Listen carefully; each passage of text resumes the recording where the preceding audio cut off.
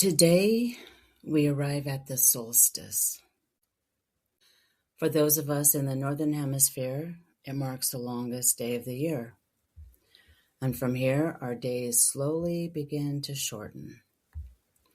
For those of you in the Southern Hemisphere, you lucky dogs, your daylight begins to grow longer. I've always looked forward to the summer solstice because I love the long days. Every year, I anticipate that extra daylight. But this week, I realized something I never really thought about before.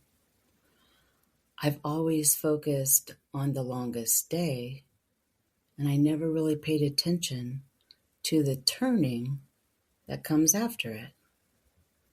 Now, in the winter, I anticipate the solstice because I know the light is returning. And in the summer, I always just feel a little twinge of sadness because I know the days will slowly begin to grow shorter again. And that's when it suddenly hit me. I've been relating to this solstice through what comes next without realizing that the solstice itself isn't really about gaining or losing light. It's about the turning. Different seasons, the same turning.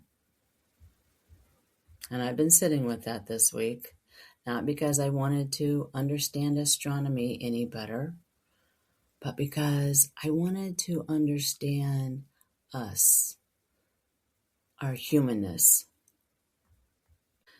Because I don't know many people right now who feel light. Every conversation seems to circle back to the same thing. People are tired, and not the kind of tired a good night's sleep fixes. They're tired of carrying uncertainty, and they're tired from trying to find solid ground while the world keeps shifting beneath their feet, and trying to make meaning of that. They're tired of wondering what's ending and what might be beginning. And sometimes I think we've been carrying that uncertainty for so long that we've forgotten how heavy it's become. And then this week, during one of my morning intentions, I found clarity. I stopped looking for certainty and started looking for steadiness, because there's a difference. Certainty depends on the world behaving the way I hope it will, and steadiness comes from somewhere else entirely. In fact, what I discovered was that steadiness lives right next to stillness inside of me.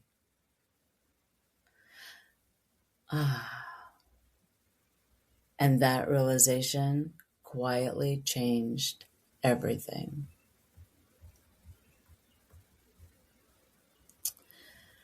I've been watching my sister live this in a completely different way. This is her busiest season. She's outside planting flowers and pulling weeds and cleaning the patio, washing the pool furniture, mowing the grass, trying to stay ahead of everything this season asks of her. And at the same time, she's determined not to let the inside of the house fall behind. So while she's outside working in the dirt and sweating through the day, the laundry grows, dinner still has to be made, the dishes find their way back into the sink, the floor needs attention again. That woman works harder than anyone I know. And still, by the end of the day, tomorrow's list is already waiting. One afternoon, while we were talking on the phone, something quietly landed. I said, "Girl, none of this was ever meant to be finished. The grass is going to grow back. The weeds keep returning, the laundry piles up again, the dishes never stay done. That's not failure, sis. That's life. And I started wondering how many of us have spent years chasing that feeling of just get it all done. A feeling that life never actually promised us. And the funny thing is, I recognize this in myself too. Only my main work doesn't happen outside in the yard. It happens at my laptop. And for years, I worried that one day I would run out of things to write about. And then I realized something that completely changed the way I saw it. As long as I'm alive and paying attention, life keeps handing me another page. Because I can stand on the deck and observe the wind moving through the trees. I can watch the birds gather at the feeder while one of the cats waits beneath the bushes, convinced that today is the day they're finally going to win the ambush. I can prepare a meal, and I can have a conversation with a friend. I can even turn over a rug and discover that it was never wool after all. And every ordinary moment carries another invitation to notice something I hadn't seen before. Life keeps unfolding and handing me my material. And because life keeps unfolding, the writing keeps unfolding too. There isn't really a finish line for either one. Each day simply hands me another page. So, as all of this was coming together this week, we also celebrated Juneteenth. Freedom. That word stayed with me. Around the same time, I noticed Chiron had moved into Taurus. And listen, whether astrology speaks to you or not really isn't the point. What caught my attention was Taurus itself. And whenever I think of Taurus, I think of steadiness, feet on the ground, standing firmly, even when everything around me feels uncertain.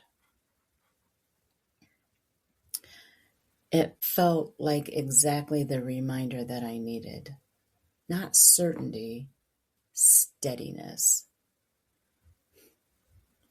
And that led me back to Viktor Frankl. After surviving the concentration camps, Frankl wrote that even when almost every freedom had been taken from him, one freedom remained. And he realized that no one could take away his ability to choose who he would be, even there, even then. And I've read those words many times over the years. I've admired them. But if I'm honest, I don't think I truly understood them until I started feeling uncertain about my own freedom.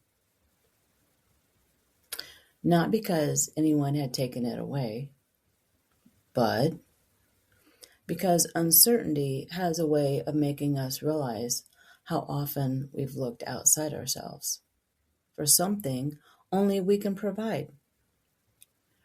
Frankl discovered that the deepest freedom wasn't found in changing his circumstances. It was found in remembering that no matter what was happening around him, he still had a choice about who he would be within it. And that landed differently for me this week. Because maybe that's the steadiness I've been searching for all along. Not a world that never changes, because that's not happening. Not a future I can completely predict. That's not happening either. But a place within myself that I can return to, even while everything else keeps turning.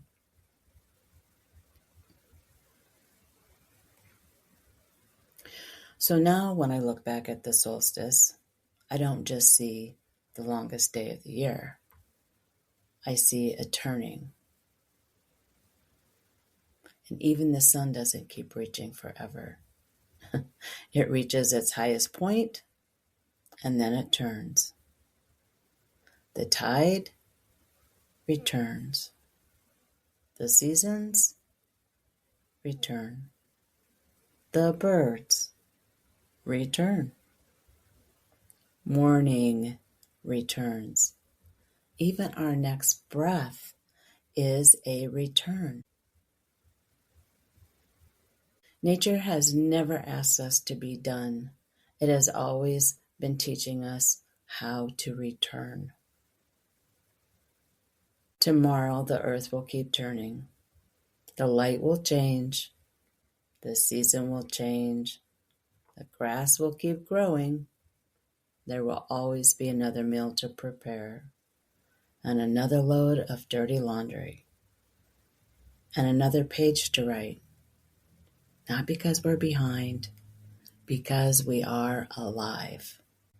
So, if you've been waiting for the day when everything is finally done, when life feels settled, when you can finally exhale, I wonder if today can offer you a different invitation.